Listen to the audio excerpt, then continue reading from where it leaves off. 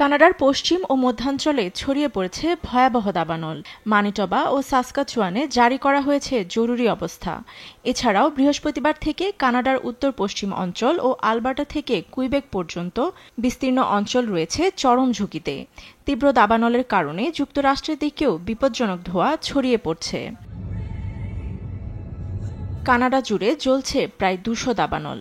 Canadian inter agency forest fire সেন্টারের তথ্য অনুযায়ী প্রায় অর্ধেকই নিয়ন্ত্রণে নেই। বুধবার দাবানলের সময় ওয়াকউইনের আশেপাশে মেঘের মতো বিশাল ধোঁয়া উঠতে দেখা গেছে। সাসকাচুয়ানে প্রায় ১৭টি দাবানল সক্রিয় রয়েছে। সরিয়ে নেওয়া হয়েছে ১৫টি সম্প্রদায়ের মানুষকে। সেই সঙ্গে আবহাওয়া অবনতি সম্পর্কে সতর্ক করে বলা হয়েছে, পূর্বাভাস অনুযায়ী সেখানে বৃষ্টির কোনো সম্ভাবনা নেই। সাসকাচুয়ানে আমরা গুরুতর পরিস্থিতির মুখোমুখি হচ্ছি। আমাদের দ্রুতই বৃষ্টির প্রয়োজন, কিন্তু আবহাওয়া পূর্বাভাসে এটি না থাকার কারণে আমাদের প্রদেশ, সম্প্রদায় ও উত্তরাঞ্চলে বসবাসকারীদের পরিস্থিতি মোকাবেলায় প্রস্তুত করার জন্য সম্ভাব্য সকল ব্যবস্থা গ্রহণ করছি।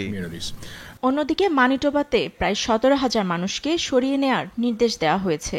এর মধ্যে রয়েছে ফ্লিন-ফ্লন, পিমিসিকামা ক্রি নেশন, ক্রস লেকের উত্তরাঞ্চলীয় সম্প্রদায় ও ম্যাথিয়াস কলম্বো ক্রি নেশন। মানিটোবায় জরুরি অবস্থা বহাল থাকবে প্রায় ১ মাস। কানাডার চার্চিলে দাবানল নিয়ন্ত্রণে ছুটে যান দমকল কর্মীরা। এ সময় হেলিকপ্টারের মাধ্যমে আগুন নিয়ন্ত্রণের চেষ্টা করেন। বন্ধ রাখা হয়েছে আলবার্টা প্রদেশে তেল ও গ্যাস উত্তোলন।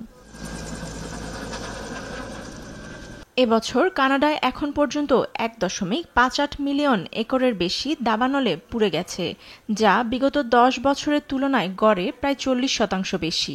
Canadian inter agency forest fire সেন্টারের মতে শুধুমাত্র মানিটোবাতে পুড়ে গেছে ৪,৯০,০০০ একর জমি। ফাতেমা তাসনিম, নিউজ ডেস্ক, দেশ টিভি।